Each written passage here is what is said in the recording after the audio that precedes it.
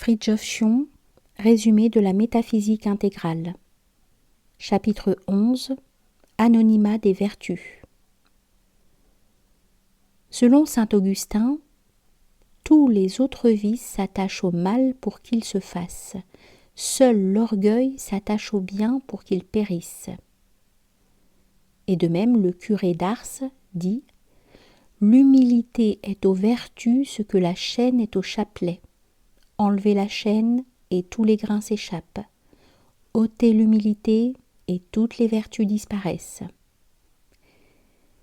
C'est-à-dire que l'orgueil consiste à se glorifier de ses vertus, soit devant d'autres, soit devant soi-même seulement. Ce qui détruit les vertus pour deux raisons. D'abord, parce qu'on les enlève à Dieu, à qui elles appartiennent en réalité, et qu'on se met ainsi, comme Lucifer, à la place de la source divine. Et ensuite parce qu'on attribue de facto une valeur disproportionnée à un phénomène forcément relatif. Quand tu fais aumône, que ta main gauche ne sache pas ce que fait ta main droite. On a conclu abusivement que l'homme vertueux n'a pas conscience de ses vertus, et qu'en avoir conscience est de l'orgueil. Or, le fait que l'orgueilleux s'attribue volontiers toutes les vertus qu'il conçoit n'implique nullement que tout homme qui a conscience de ses vertus soit un orgueilleux, car il y a fagot et fagot, il y a conscience et conscience. L'homme étant fait à l'image de Dieu a le don de l'intelligence. Qui dit intelligence dit objectivité, ce qui implique que la thèse, soit philosophique soit moraliste, de la subjectivité foncière de l'homme est une contradiction pure et simple.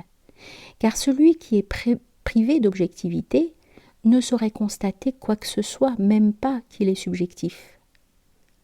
L'homme doué d'objectivité possède par là même la faculté de se regarder comme s'il était un autre.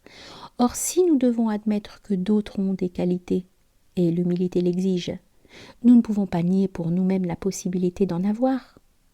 Si au contraire nous devons croire pieusement que nous ne sommes capables d'aucun bien, nous devons aussi le croire des autres. En tout état de cause, l'humble ne s'attache pas, en ce qui concerne lui-même, à l'attribution personnelle de la vertu. Il s'attache à la vertu en soi, à la vertu en tant que telle, non parce qu'elle est éventuellement sienne, mais parce qu'elle est belle, et étant belle, elle appartient nécessairement au souverain bien. On peut se demander sur quoi se fonde l'équation intelligence égale orgueil. Elle serait juste si elle signifiait qu'une intelligence purement mentale, non cardiaque ou intellective, risque de succomber à la tentation profane et mondaine d'un luciférisme autocrate. Mais elle a le tort de ne pas le spécifier et de donner l'impression que l'intelligence en soi est orgueilleuse, ce qui est une contradiction dans les termes. Sans doute, l'équation dont il s'agit fait fonction de guerre préventive contre le rationalisme ennemi de la foi, ce qui est une excuse sans pouvoir être une justification. Mais revenons à la question des qualités morales. Comme toute vertu par définition comporte une béatitude, les hommes les plus humbles ne peuvent s'empêcher de jouir d'une bonne conscience. À moins de s'en priver à cause de quelques ailes mystiques irréalistes, mais éventuellement efficaces, ni de savoir a priori que nous possédons forcément d'une façon relative ce que Dieu nous octroie, et ce qu'il possède lui seul d'une façon absolue. Car même une valeur qui nous revient parce que Dieu nous l'a octroyée et que de ce fait nous possédons réellement sur notre plan appartient entièrement à lui, étant donné qu'aucune valeur ne saurait se situer en dehors du souverain bien. On pourrait dire que l'homme entre dans la vertu comme il entrerait dans un sanctuaire, et que la vertu expulse les ambitions qui la revendiquent pour eux-mêmes. D'ailleurs, l'homme à la fois humble et intelligent, peut 100 fois sentir qu'il a des vertus. Il sait en même temps qu'il ne dispose pas des mesures de Dieu. Il sait que notre situation d'homme terrestre ne nous permet pas de dormir sur la conscience combien précaire de nos qualités, car il y a toujours la distinction entre l'absolu et le relatif, et par conséquent le sens des proportions. Aucun homme intelligent ne peut échapper à ces fonctions de l'esprit. À rigoureusement parler, l'homme ne doit pas vouloir acquérir telle vertu. il doit vouloir éliminer tel vice. Car réaliser une qualité, c'est détruire le défaut qui lui est contraire, étant donné que le normal est le primordial et que celui-ci précède la chute et la décadence. Cette vérité nous amène à la réflexion suivante. Il est des hommes qui ont la vaine ambition d'être particulièrement intelligents, ce qui les rend d'autant plus sots. Leur cas ne serait pas désespéré s'ils avaient le bon sens et l'humilité de reconnaître leurs limites, que le ciel ne saurait leur reprocher, et s'ils se fondaient modestement sur des principes sains, donc intelligents. Un miroir n'a pas besoin d'ornement, il a besoin de pureté. L'ornement signifiant ici l'idéal à la fois individualiste et perfectionniste, et la pureté, l'exigence du réel. Or notre intention doit être conforme à son objet, comme l'est le miroir, et elle doit l'être sous le rapport de l'essence et de l'efficacité, non seulement sous celui de la forme. Il est vrai que l'intelligence, puisque nous venons d'en parler, n'est pas une vertu, mais une qualité extramorale, ou plus précisément une faculté, ce qui toutefois ne fait aucune différence au point de vue dont il s'agit ici.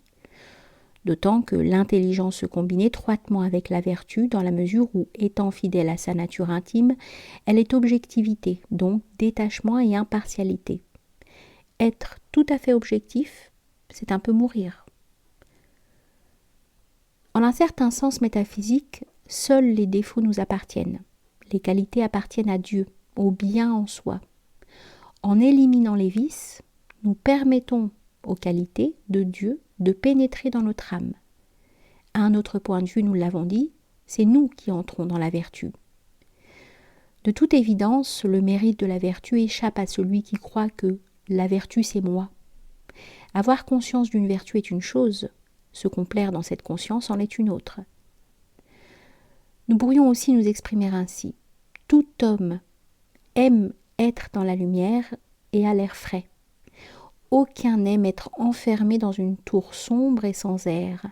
C'est ainsi qu'il faut aimer les vertus et c'est ainsi qu'il faut détester les vices. Aucun homme qui jouit de la lumière et de l'air ne songerait à proclamer « le soleil c'est moi » ou « le ciel c'est moi ». On aime le climat de la lumière et de l'air et c'est pour cela qu'on y entre.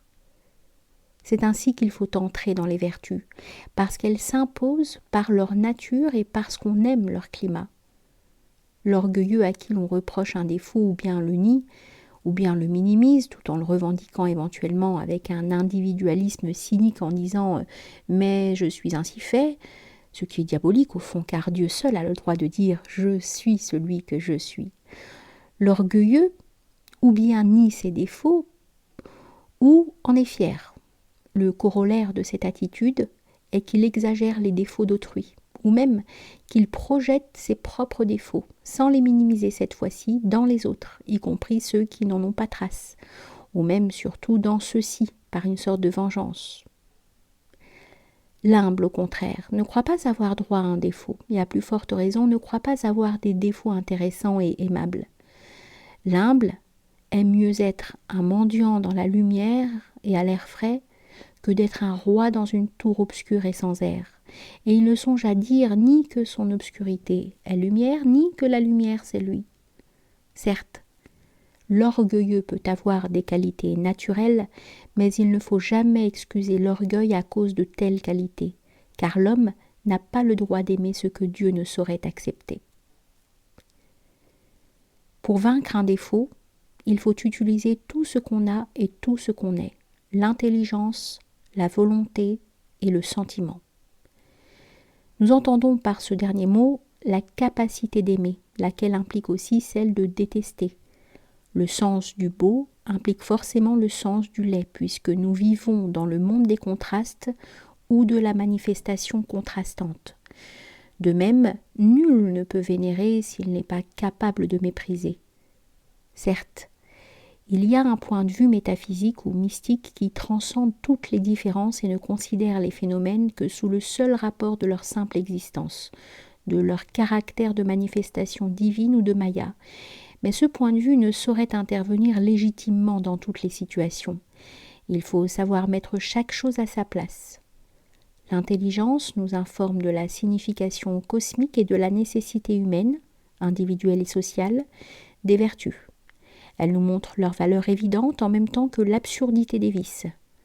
Le sentiment, l'âme sensible, nous persuade par la beauté. Quant à la volonté, elles mettent en pratique et notre sens du beau et notre compréhension du vrai. C'est dire que pour vaincre un défaut, il faut premièrement comprendre la nature, deuxièmement le détester par voie de conséquence, et troisièmement mettre en pratique cette compréhension et cette disposition. Or, comprendre la nature d'un défaut, c'est avant tout comprendre celle de la vertu qu'il nie. De même, la haine d'un mal ne se conçoit qu'en fonction du bien qu'il exclut et de l'amour de ce bien. C'est la connaissance et l'amour qui donnent des ailes à la volonté. Il n'est pas trop difficile de vouloir ce dont nous comprenons l'évidence et la nécessité, et ce qu'en plus nous aimons, et dont, par conséquent, nous détestons l'absence ou le contraire. Si, en fait, nous sommes saints, cela intéresse le ciel puisque notre bien l'intéresse. Mais notre désir individualiste et perfectionniste de sainteté ne saurait l'intéresser. Nous pouvons prier Dieu de nous libérer d'un défaut, à condition que nous ne négligeons rien pour nous en libérer, mais nous ne pouvons pas le prier de nous rendre parfaits. Il faut surmonter un défaut pour en débarrasser le monde, plutôt que dans l'intention de s'orner d'une qualité. Sans doute le désir d'être parfait ne manque pas de logique, mais le désir de ne pas être imparfait est plus réaliste et plus concret, plus modeste aussi. Rien ne peut se faire sans l'aide du ciel. Or il nous a donné la capacité de penser, de vouloir, d'agir et d'aimer. L'esprit est devenu chair afin que la chair devienne esprit.